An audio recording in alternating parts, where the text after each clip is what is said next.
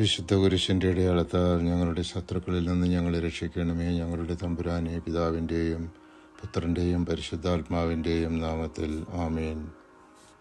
നീതിമാന്റെ സഹനം അവനെ പരീക്ഷിക്കുന്നതിനാണെന്ന് വ്യക്തമാക്കുന്ന ജോബിൻ്റെ പുസ്തകത്തിൽ ജോബിൻ്റെ നീതീകരണം വിവരിക്കുന്ന തിരുവചന ഭാഗമാണ് 42-ാം അധ്യായം 1 മുതൽ 6 വരെയും 9 തിരുവചനങ്ങൾ. ജോബ് കർത്താവിനോട് പറഞ്ഞു, അങ്ങേക്കെല്ലാം സാധിക്കുമെന്നും അങ്ങയുടെ യാതൊരു ഉദ്ദേശവും തടയാനാവുകയില്ലെന്നും ഞാൻ അറിയുന്നു. അറിവില്ലാത്ത ഉപദേശത്തെ മറച്ചുവെക്കുന്നവൻ ആരാണ് എന്ന് അങ്ങ് ചോദിച്ചു. എനിക്ക് മനസ്സിലാകാത്ത അത്ഭുതകരമായ കാര്യങ്ങളെക്കുറിച്ച് ഞാൻ പറഞ്ഞുപോയി.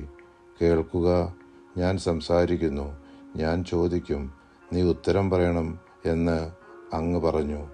അങ്ങയെക്കുറിച്ച് ഞാൻ കേട്ടിട്ടേ ഉണ്ടായിരുന്നുള്ളൂ, എന്നാൽ ഇപ്പോൾ എൻ്റെ കണ്ണുകൾ അങ്ങയെ കാണുന്നു. അതിനാൽ ഞാൻ എന്നെ തന്നെ വെറുക്കുന്നു. പൊടിയിലും ചാരത്തിലും കിടന്ന് ഞാൻ പശ്ചാത്തപിക്കുന്നു. കർത്താവ് ജോബിൻ്റെ പ്രാർത്ഥന സ്വീകരിച്ചു.